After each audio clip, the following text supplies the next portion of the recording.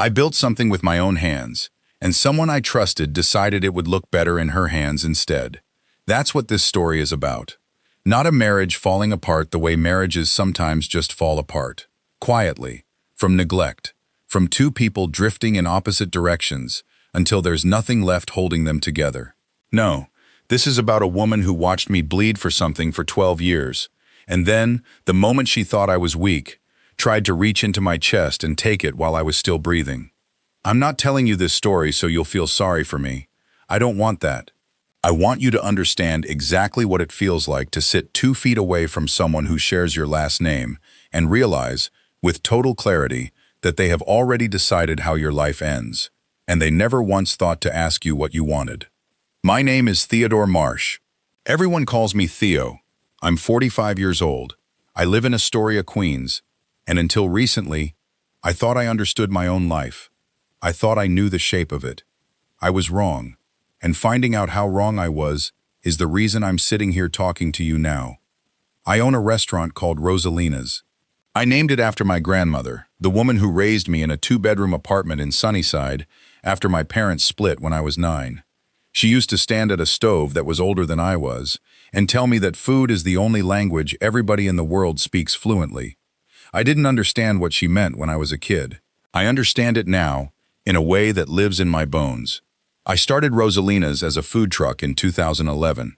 One truck, a used griddle, a folding table, and a recipe book that was really just my grandmother's handwriting on index cards that had gone soft and yellow at the edges. I worked 18-hour days for 4 years before I had enough saved to put a down payment on a building on a quiet block in Astoria. I bought that building in 2015. My name, my signature, my mortgage. Nobody helped me get that building. Nobody co-signed. I earned every square foot of it standing over a flat top in the rain at 3 in the morning, when the truck's generator kept cutting out, and I kept going anyway because stopping wasn't a plan I had ever built into my life. I met Elise in the winter of 2016. She was a restaurant consultant, hired through a mutual contact to help me figure out how to turn a food truck menu into something that could survive inside 4 walls. She walked into that half-finished dining room in a wool coat with a notebook full of ideas, and within 20 minutes, she'd told me 3 things I was doing wrong and 2 things I was doing right, and she was correct about all 5. I liked her immediately, not just because she was sharp, though she was, because she looked at what I'd built and saw the same thing I saw in it. Potential. Not a hobby, not a phase, a future. We dated for almost 2 years before I asked her to marry me. We got married in the fall of 2019, in a small ceremony at a venue in Long Island City with string lights and a menu I designed myself. I stood up there and told a room full of people that I had built my whole adult life waiting for someone who understood why I couldn't stop working, why the restaurant mattered as much as it did, and that I had finally found her. For the first few years, it was good. I mean that honestly. I'm not going to sit here and pretend the whole marriage was a lie from day one, because that would be a lie itself, and I've had enough of those to last several lifetimes. Elise helped rebrand the restaurant. She redid the menu language, built out our social presence, got us written up in 3 local papers within 18 months. Business doubled. We were a team. I trusted her judgment on almost everything that touched that restaurant, and for a long time, that trust was earned. And then, somewhere around the beginning of last year, something started to shift. I want to be honest with you about how slow it was, because that's part of what makes it so ugly in hindsight. It wasn't a single moment. It was a texture change, the kind of thing you feel under your hands before you can name it. Client calls that used to happen at the dining room table started happening outside, on the sidewalk, door closed behind her. She started paying closer attention to how she looked on ordinary Tuesdays, days that used to mean sweatpants and a bun, and zero performance for anybody. Her phone started living face down, always face down. I noticed it the way you notice a draft in a house you've lived in for years. Something's letting the cold in, and you can't immediately find where. I told myself I was being paranoid. I told myself she was building her own consulting firm, and stress does strange things to people, makes them distant, makes them protective of their time and their attention. I wanted that story to be true so badly that for months I refused to look past it. There's a version of trust where you look at the evidence honestly and draw a conclusion. And there's another version, A coward's version, where you refuse to look at the evidence at all because you already suspect what it's going to tell you and you are not ready to hear it. I lived in that second version for longer than I'm proud of. I want you to know that about me before we go any further. I wasn't blind, I was hiding. Those are two very different things, and only one of them is forgivable. The crack that split it open happened on our anniversary. We had reservations at the place we went on our first real date, a little Sicilian spot in Bay Ridge that we'd been going back to every year since. She was supposed to meet me at 7. She texted at 6:40 saying a client call ran long. She'd be 45 minutes behind. I told her it was fine. I ordered wine. I waited.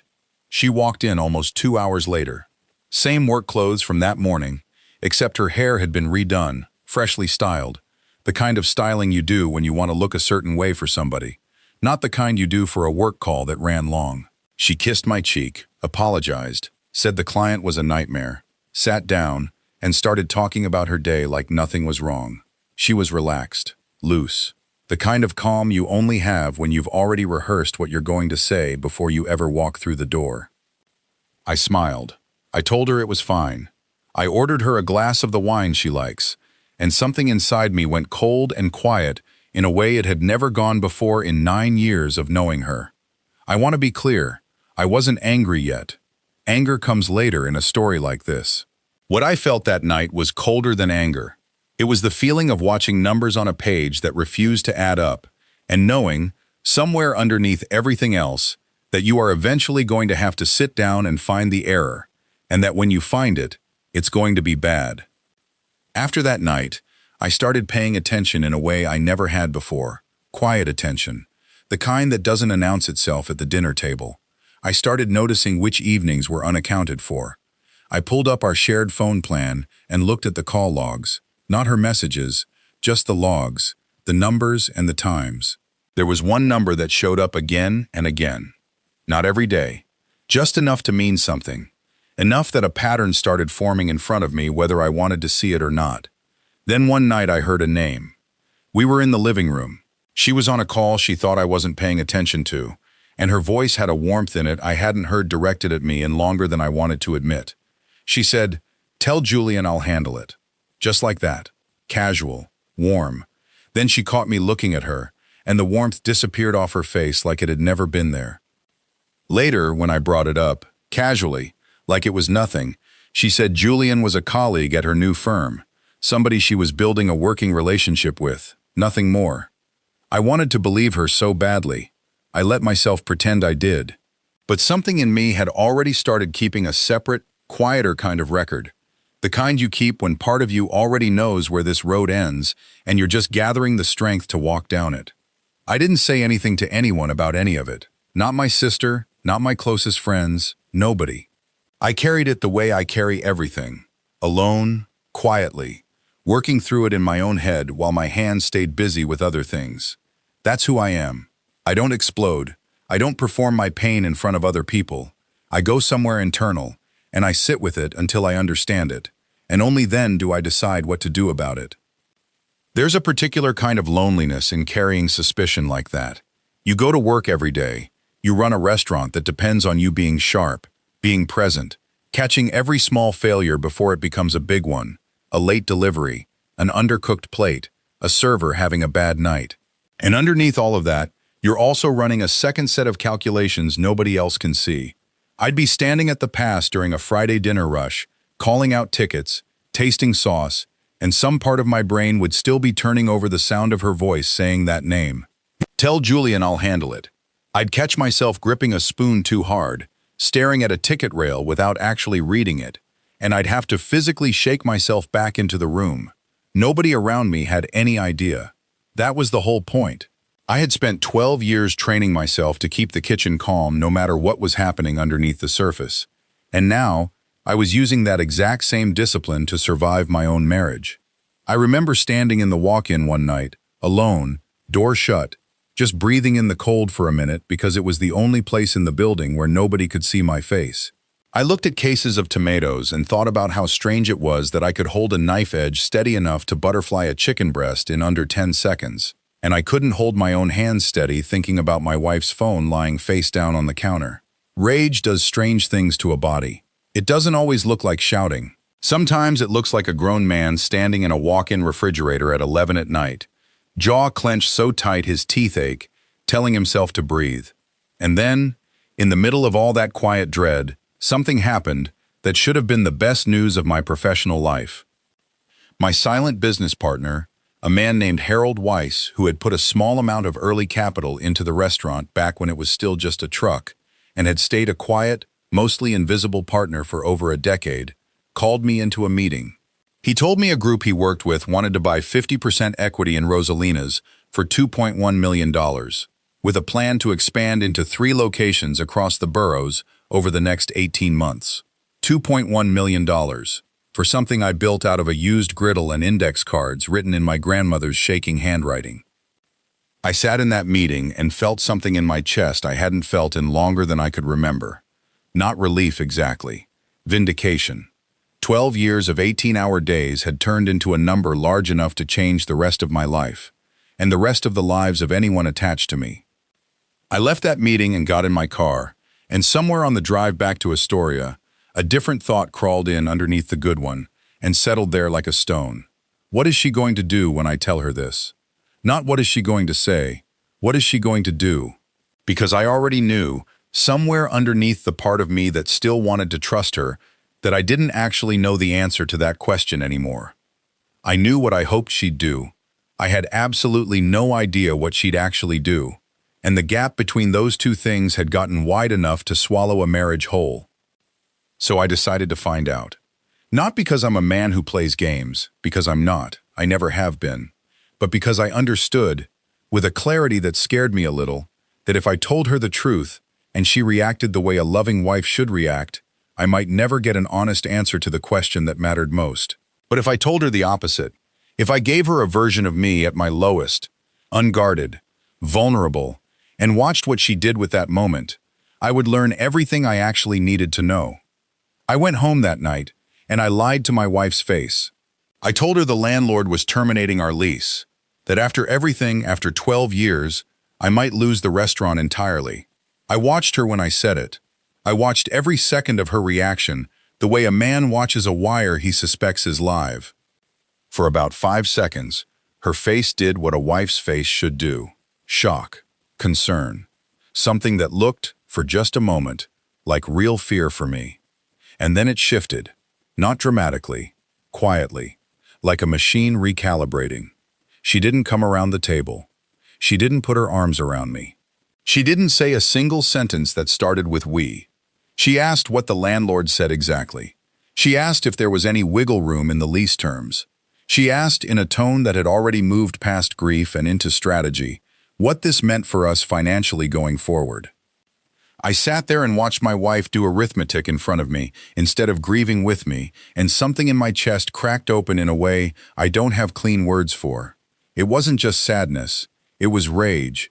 The kind that doesn't come out loud, the kind that goes down into your stomach and sits there like acid. I wanted her to fail that test. God, I wanted it so badly. I wanted her to prove me wrong. I sat across that table hoping, with everything I had, that she would say something, anything, that reminded me who she used to be to me. She didn't. She calculated. And I went upstairs that night and sat on the edge of our bed in the dark for a long time. 12 years of building something with my hands sitting heavy in my chest, and I did not know yet that the worst of it hadn't even arrived. The next afternoon, I came home early. I wasn't supposed to. I'd told Elise I had meetings uptown that would run until evening. Instead, I finished early and decided, on instinct more than plan, to come home and sit with everything I was feeling in the quiet of our apartment, rather than pretend to work I didn't have. I let myself in, and I heard voices in the kitchen. 2 voices, Elise and her sister Renata. I stood completely still in the hallway. My chest went cold in a way I can only describe as a kind of internal collapse, quiet and total. I did not move. I did not make a sound. I stood there and I listened, and every word that came out of that kitchen felt like it was carving something out of me. Renata asked how Elise thought I was handling the lease news. Elise said I was quiet, withdrawn, that I go internal when things get bad and don't make a scene, that this was, in her exact words, actually good, because I wouldn't want confrontation right now. I'd want this handled quietly, cleanly, without a fight. Good. She called my pain good. She called my devastation an opportunity. I stood in that hallway and listened to my own wife describe the worst moment of my professional life as a window. A window for what? I remember thinking, my hands curling into fists at my sides without my permission. And then Renata asked about the prenup, and everything in me went very, very still. Elise said she'd spoken to an attorney a few weeks earlier, a family law attorney, weeks earlier, before I ever told her about the lease, before any of this. She'd already been planning something, already been building a legal position, while I was still lying awake at night wondering if I was imagining the distance between us. She said her position was stronger than she'd initially thought, that with the restaurant supposedly failing, with me supposedly desperate, I would be far more willing to renegotiate quietly, to settle fast, to avoid a fight I didn't have the energy for. She said, and I will never forget this sentence as long as I live, he's not going to want ugliness. That's not who he is. He'll want it resolved cleanly, and if he thinks he's losing everything, he's going to be more willing to give up more than he should. And then Renata asked about Julian. Elise said Julian understood the situation completely, that he wasn't a complication, that he knew exactly what this was. I stood in my own hallway, in the apartment above the restaurant I built with my own 2 hands, and I listened to my wife plan a legal and financial ambush against me, using the worst moment of my life as the weapon, while she was mid-affair with a man she'd already looped in on the whole arrangement. My hands were shaking. My jaw was so tight it ached. I have never in my life wanted to put my fist through a wall the way I wanted to in that hallway. I didn't. I want you to understand what it cost me not to. Every part of my body was screaming at me to walk into that kitchen and let them both see exactly what their calculations had missed. I didn't move. I made myself stand there, breathing slow, deliberate breaths through my nose, and I let every single word land, because I understood, even through the rage, that the moment I revealed I'd heard any of it, I would lose the only advantage I had left. Information. They didn't know I was home. They didn't know I'd heard a single syllable, and as long as that stayed true, I still had a card they didn't know existed. I want to try to describe what that kind of fury actually feels like from the inside, because I don't think people who haven't lived it understand how physical it is. It's not the movie version, the shouting, the thrown plate, the door slammed off its hinges. It's quieter than that, and somehow worse. My vision actually narrowed, like the hallway had gotten longer and darker at the edges. My pulse was so loud in my own ears I was half convinced they could hear it through the wall. My hands, hanging at my sides, had curled into fists so tight my nails were cutting little half-moons into my palms, and I didn't even notice until later that night when I looked down and saw the marks. 12 years of building something out of nothing, and the 2 people I trusted most in that moment, one of them my wife, were sitting 15 feet away discussing how to carve pieces off it like it was a carcass they'd already agreed to split. I hated her in that hallway. I want to say that plainly, because I think pretending otherwise would be its own kind of lie. For those few minutes, standing in the dark with my back against the wall, I hated my wife with a purity I didn't know I was capable of. And underneath the hate was something even worse, something closer to grief, because some part of me was still the man who'd married her, still the man who remembered her laughing in a wool coat in an unfinished dining room, and that man was standing in the same body as the one who wanted to walk into that kitchen and demand answers, and neither of them got to win that afternoon. I made both of them stand still and listen instead. I backed out of that hallway one silent step at a time, went back down the stairs, out the side door, and stood on the sidewalk outside my own restaurant in the cold, shaking, furious, humiliated, and colder inside than I had ever been in my life. I walked 3 blocks before I trusted myself to breathe normally. I stood in front of a stranger's storefront and stared at my own reflection in the glass. A 45-year-old man who had built something out of nothing with his bare hands, watching a woman he loved plan to take it from him, while calling his pain convenient. That night, I went back inside like nothing had happened. I cooked dinner. I don't even remember what I made. I was running on something other than presence, some autopilot built entirely out of restraint. Elise talked about her day like it was any ordinary Tuesday. I nodded. I asked questions. I hated every second of it, and I did it anyway, because I understood, underneath the fury, that the version of me who reacted immediately was the version she was counting on. I was not going to give her that version. I didn't sleep that night. I lay next to her in the dark with a rage in my chest that had nowhere to go, replaying every word from that kitchen, every calculated syllable, every time she'd kissed me goodbye that same week, while already planning how to dismantle everything I'd spent 12 years building. I thought about the restaurant. I thought about my grandmother's handwriting on those index cards.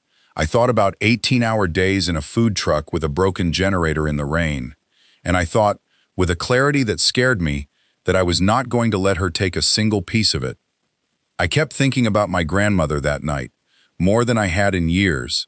She died in 2009, before I ever poured the first bit of concrete into what would become the food truck's kitchen setup, before any of this existed. But I could hear her voice clearly, lying there in the dark, next to a woman who had apparently decided my devastation was a resource to be managed. My grandmother used to say that anybody can love you when the pot's full and the rent's paid. She said you don't find out what somebody's made of until the pot's empty, and I remember thinking, at 12 years old, that it was just one of the 100 little sayings she handed out over that stove like seasoning. I understood it differently at 3 in the morning, with my wife breathing evenly beside me, utterly unaware that I now knew exactly what she was made of, and that the answer had broken something in me that wasn't going to grow back the same shape it had been before. I didn't cry that night. I want to be honest about that too, because I think people expect a moment like that to end in tears, and mine didn't. What I felt instead was something harder and colder settling into place, like water finding the lowest point in a foundation and staying there.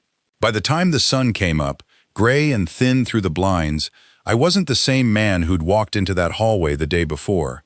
I was someone quieter, someone more dangerous, in the specific sense that I no longer had anything left to lose by being patient. The next morning, before she was even out of bed, I called my sister, Camille. Camille is a paralegal, 4 years younger than me, the most methodical person I have ever known in my life. When I called her, my voice wasn't steady. I told her everything. The lease lie, the kitchen conversation, Julian. The attorney Elise had already consulted weeks before I ever said a word to her about anything. Camille went quiet for a long moment on the other end of the line, and when she spoke again, her voice had changed, gone flat and focused, in a way I recognized from every crisis she'd ever helped me through. "The restaurant," she said, "that's still fully yours, purchased before the marriage." "Yes. And she went to an attorney weeks ago. That's not a preliminary conversation, Theo. That's a plan already in motion." I felt something twist in my stomach, hearing her say it out loud like that, stripped of any softening. A plan. My wife had a plan against me, and I had been living inside a marriage I thought was struggling honestly, while she'd already quietly built a legal case to take a piece of the one thing I had built entirely on my own. Camille told me to get real counsel, immediately, not eventually. She said she knew someone, a business and family law attorney downtown named Arthur Kessler, who owed her a favor she'd never called in. She said she'd text him that night. She told me not to move a single dollar out of anything, not to react, not to give Elise a single piece of evidence that I knew anything at all. "How are you holding up?" she asked, near the end of the call, and something about the gentleness in her voice after all that clipped, focused strategy nearly broke me right there on the phone. "I'm angry, Cam. I don't think I've ever been this angry in my life." "Good," she said. "Use it. Just don't waste it on the wrong moment." I sat with that for a long time after we hung up. Anger, the useful kind, the kind that sharpens you instead of shattering you. I decided, standing in that kitchen, that I was going to become the most organized, most controlled, most precise version of myself that I had ever been. Not because the rage had gone away. It hadn't. It was still sitting in my chest like a coal that refused to cool. But I understood that the version of me who let that rage drive the car was exactly the version she expected, exactly the version she was counting on to make a mistake she could use. I met Arthur Kessler 2 days later, on the 14th floor of a building on Lexington Avenue. He was 60-something, silver-haired, with the kind of stillness that comes from decades spent in rooms where enormous amounts of money and heartbreak change hands quietly. He didn't ask me how I was feeling. He asked me to tell him everything, in order, and to leave nothing out. So I did. I told him about the building, purchased in 2015, 3 years before the marriage, my name alone on the deed and the mortgage. I told him about the wedding, the good early years, the shift, the anniversary dinner, the phone calls, Julian. I told him about the $2.1 million equity offer from Harold Weiss. I told him about the lie I'd told Elise about the lease and what she'd done in response. And then I told him, my voice tightening in a way I couldn't fully control, about the kitchen, about every word I'd overheard. He listened without interrupting once.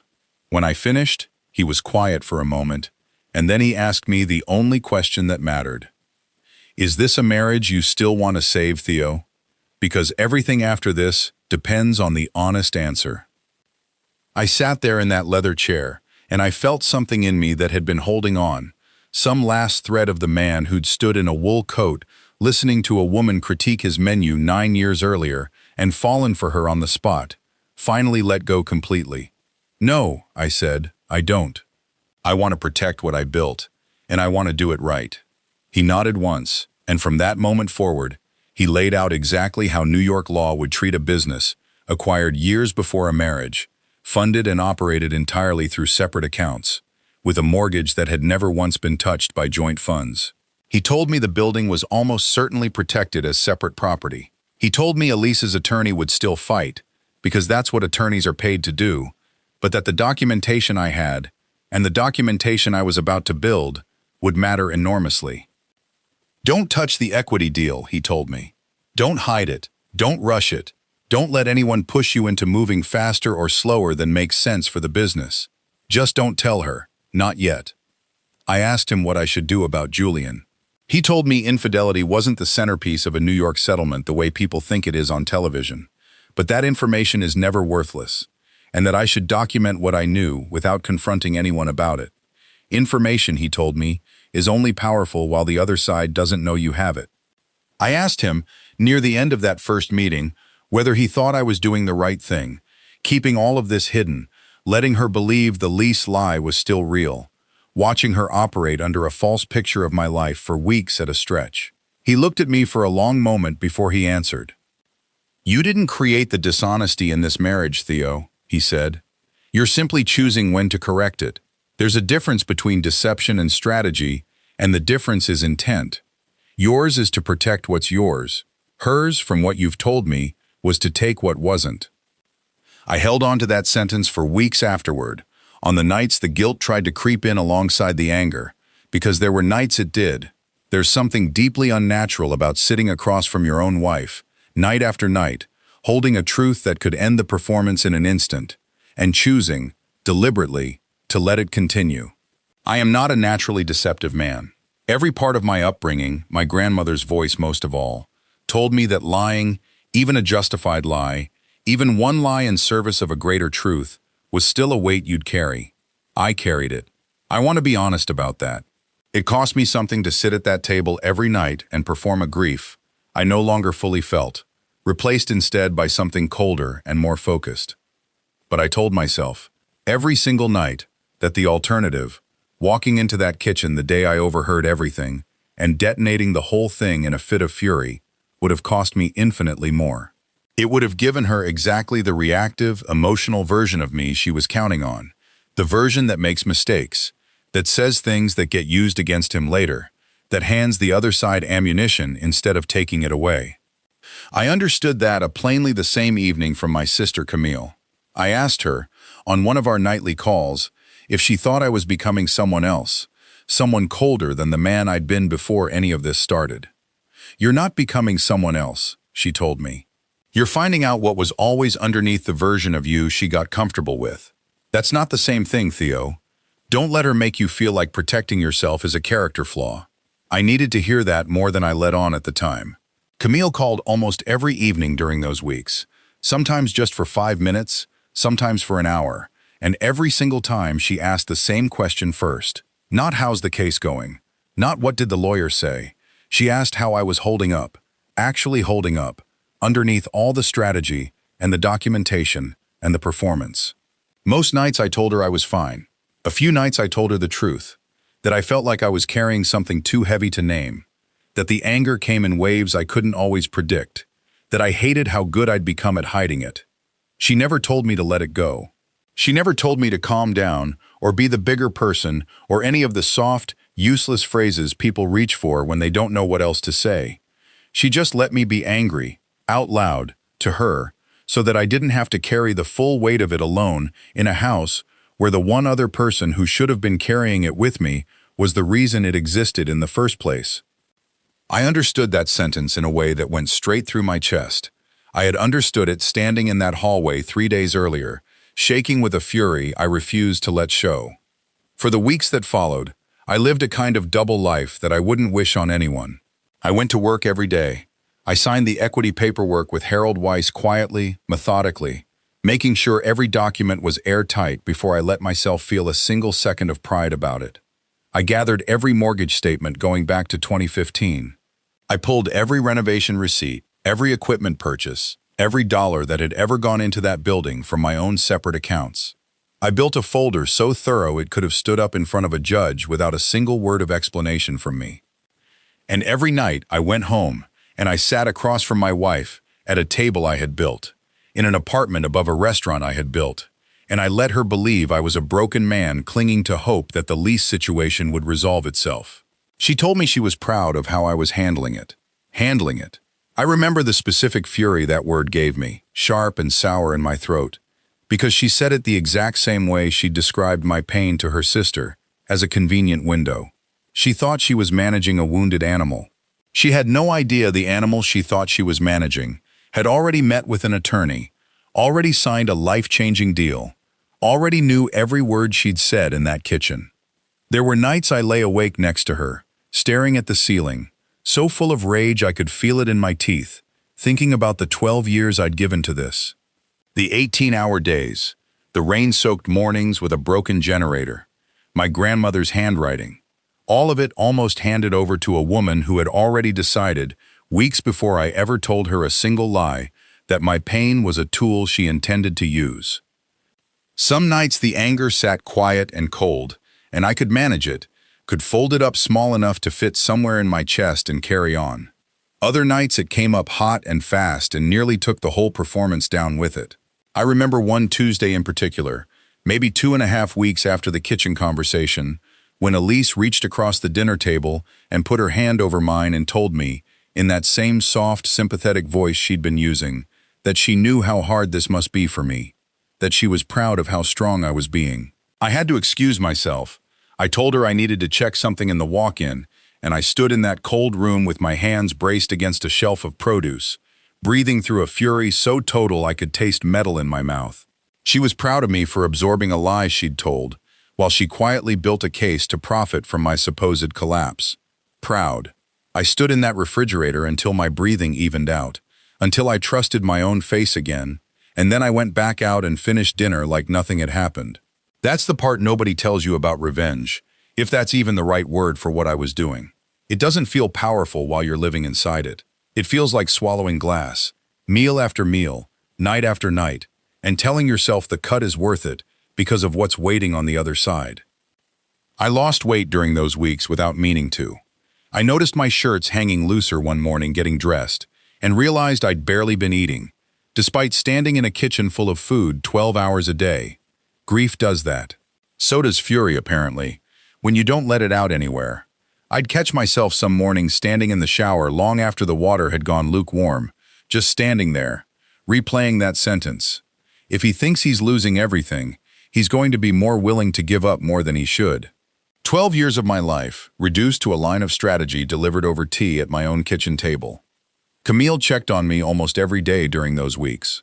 She was the only person who knew the full truth, and she was the only person I let see how much this was costing me. One night, on the phone, my voice finally broke, just for a moment, and I told her I didn't know how I was supposed to sit across from someone every night and pretend I didn't know what I knew. "You're not pretending you don't know," she said. "You're choosing when to use it. There's a difference, Theo. One is weakness. The other is control. You're doing the second one." I held on to that. I held on to it through every dinner where Elise talked about her sister, her new clients, whether we should redo the bathroom tile. All of it delivered in the easy, unbothered tone of a woman who believed she had already won something. She wasn't restless. That's the detail that still sits heaviest with me. A guilty person usually has some tell, some small crack in the performance. Elise had none. She was calm because she believed the math was already settled in her favor. She thought I was going to be simple to manage. She had no idea what I was building 3 floors below her, in the office behind the kitchen, every single night after she went to sleep. Arthur called me into his office again, about 10 days before everything came to a head. I brought him a folder that represented every hour of work I'd put in since that afternoon in the hallway. Complete mortgage history from 2015 forward. Every renovation invoice. A full accounting showing that not a single dollar of joint funds had ever touched that building's mortgage or major repairs. The signed equity agreement with Harold Weiss, $2.1 million. My name, my restaurant, my 12 years. He went through every page with the same unhurried precision he'd shown from the first meeting. When he finally looked up, he told me my position was about as strong as he'd ever seen in a case like this. He told me that when Elise's attorney received our full financial disclosure, they were going to be looking at an entirely different man than the one they thought they were negotiating against. Not a husband on the verge of losing his restaurant. A man who had just closed a $2.1 million deal and had over a decade of ironclad documentation proving the business had never belonged to anyone but him. She built her strategy around a picture that isn't true anymore, Arthur said, and she has no idea that picture ever changed. That's going to matter more than anything else in this negotiation. I asked him when I should tell her about the deal. He told me to wait. He said Elise had told her sister she planned to bring up separating within a few weeks, and that when she did, I should listen, say I needed time to think, and call him immediately. Nothing more, no confrontation, no reveal. Not yet. She chose a Friday night to do it, almost exactly on the timeline I'd overheard in that kitchen. I walked in and found her sitting in the living room, the television already off, her hands folded in her lap, in a posture I recognized instantly as rehearsed. She asked if we could talk. I said of course, and I sat down across from her, and every muscle in my body went taut and still, the way it does right before you step into something you've been dreading and preparing for in equal measure. She said she'd been thinking a lot about us, about where we were headed, that she felt we'd been drifting for a while and thought, deep down, I probably felt it too. I said nothing. I let her keep talking, because I already knew every beat of the speech she'd rehearsed in that kitchen with her sister weeks earlier. She said she thought we should separate. She said it would be better for both of us. And then, right where I knew it would land, she brought up the restaurant. She said 7 years of marriage, 7 years of contributing to our life together, that she felt she deserved to have that recognized fairly in any settlement. I asked her, very calmly, what she thought was fair. She had an answer ready. Of course she did. She'd had weeks to build it. When she finished, I asked if she'd spoken to anyone professionally about this. She hesitated, then admitted she'd had some preliminary conversations with an attorney. I asked when. A few weeks ago, she said. I told her I had too. The room went silent in a way that felt physical, like the air itself had gone still. She asked when I'd done that, her voice suddenly less certain than it had been a moment earlier. I told her the truth. The day after I found out about the lease. You couldn't have already been. I wasn't, I said, and for the first time in weeks, I let my voice carry every ounce of what I'd been holding down. But I needed to understand what I was actually looking at. So I went and found out. I told her I'd spent the last several weeks gathering documentation, mortgage history back to 2015, every renovation receipt, every dollar I had ever put into that building, tracked and sourced and ready. Her hands had gone completely still in her lap. I've been in the apartment, I said, the afternoon you and Renata talked in the kitchen. I heard all of it, Elise. Every word. I watched her face do something I will remember for the rest of my life. Not a slow realization. A collapse, sudden and total, like a structure that holds for one final second after its supports give out and then comes down all at once. Theo, you don't need to. I'm not here to yell at you, I said, and I meant it, even though every part of me had wanted to for weeks. I've had time to feel everything I needed to feel about this already, alone, in a hallway you didn't know I was standing in.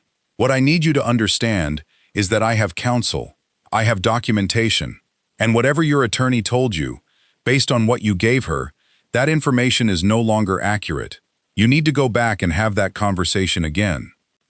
"What information?" she asked, though I think some part of her already knew.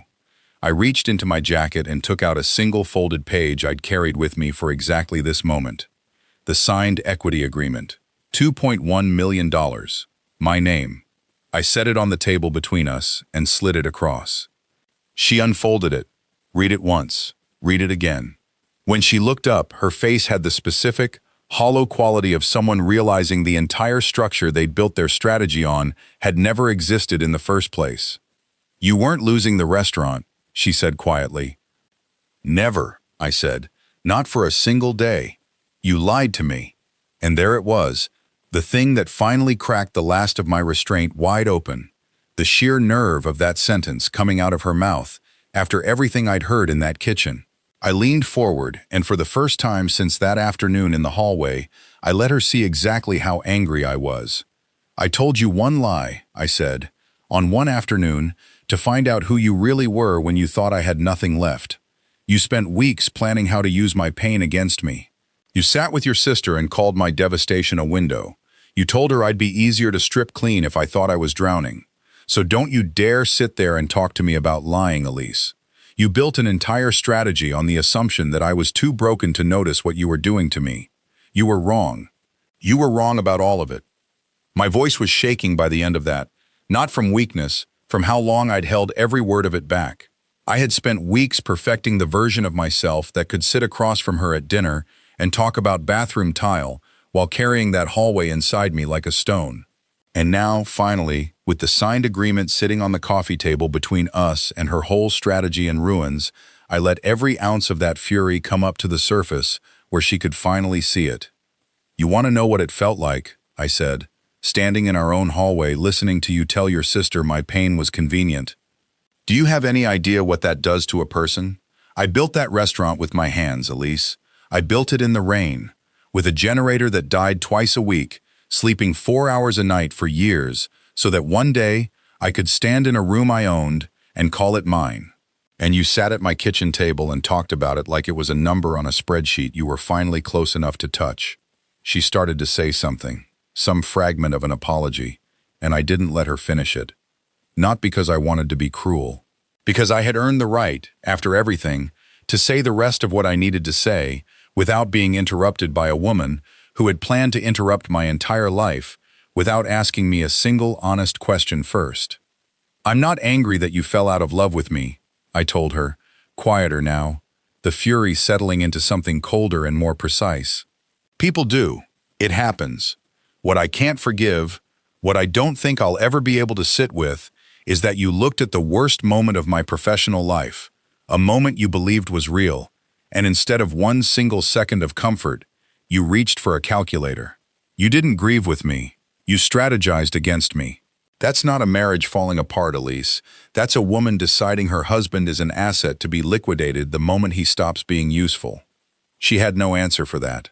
For the first time since I'd known her, my wife sat completely silent, because there was nothing left to calculate, and nothing left to say that wouldn't make it worse. The separation took a little over 3 months from that night to the final signatures. Her attorney, once she understood the full financial picture, requested additional time to reassess, and got it, and we negotiated from there. I want to be clear about something, because it matters to me. I did not try to leave her with nothing. 7 years of genuine contribution to our life together, to the restaurant's early growth, to who I became as a business owner, that was real, and I never pretended otherwise, no matter how angry I was. She received a fair, structured settlement based on documented contributions. What she did not receive was the restaurant, not a percentage, not a claim on the building, not 1 square foot of the thing I built with my own hands out of a broken-down food truck in the rain. I won't spend much time on Julian, because honestly, he barely occupies space in my memory of any of this.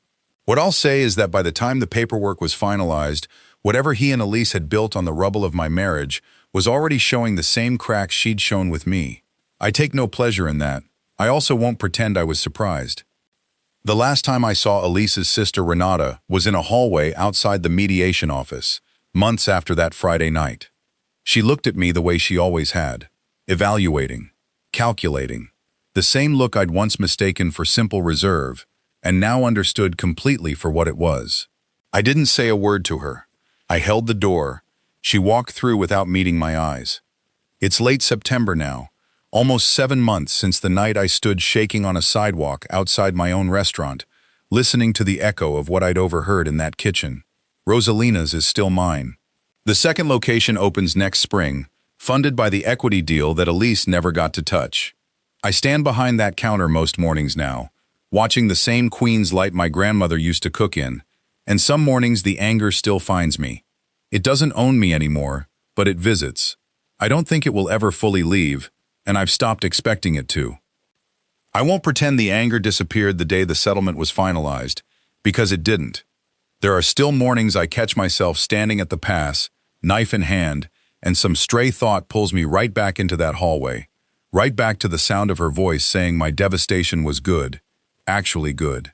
On those mornings, I let myself feel it for exactly as long as it takes to plate whatever's in front of me, and then I put it down and keep working, because that's the only thing I've ever known how to do with pain that has nowhere else to go. I built a business out of that instinct once. I'm not going to pretend it stopped being useful just because the wound this time came from inside my own home instead of outside it. There's a particular kind of grief that doesn't get talked about much. The grief for a version of someone you loved who you're now fairly certain never fully existed, or existed only for the years it was convenient for her to exist. I still think, some nights, about the woman in the wool coat who looked at an unfinished dining room and saw exactly what I saw in it. I don't know if that woman was ever entirely real or if she was the first performance in a much longer one. I've made a kind of peace with not knowing the answer to that. Some questions don't get resolved just because the marriage did. What I know now, what I want you to take from all of this, is that being underestimated is not weakness. It is the sharpest advantage you will ever be handed, if you're patient enough to use it correctly. She thought my lowest moment was a door she could walk through and take what she wanted. She was right that it was a door. She just never found out which side of it I was actually standing on until it was far too late to change anything. You can carry rage a long time without letting it drive a single decision. You can sit across a table from someone who has already decided to destroy you and still choose, every single day, not to let them see it coming. And when the moment finally arrives, when it's finally time, you don't need to scream. You don't need to break anything. You just need to slide one piece of paper across a table and let them sit there and understand, all at once, exactly what they lost the moment they decided my pain was something they were allowed to use. I built Rosalina's out of a broken generator and my grandmother's handwriting and more anger at my own circumstances than I've ever admitted out loud before tonight. I am not ashamed of the fury that got me through those weeks. It kept my hands steady when everything in me wanted to shake. It kept my voice level when everything in me wanted to shout. And in the end, it didn't destroy anything. It protected the only thing that was ever really mine. If this story meant something to you, hit that like button and subscribe. There are more stories like this one coming.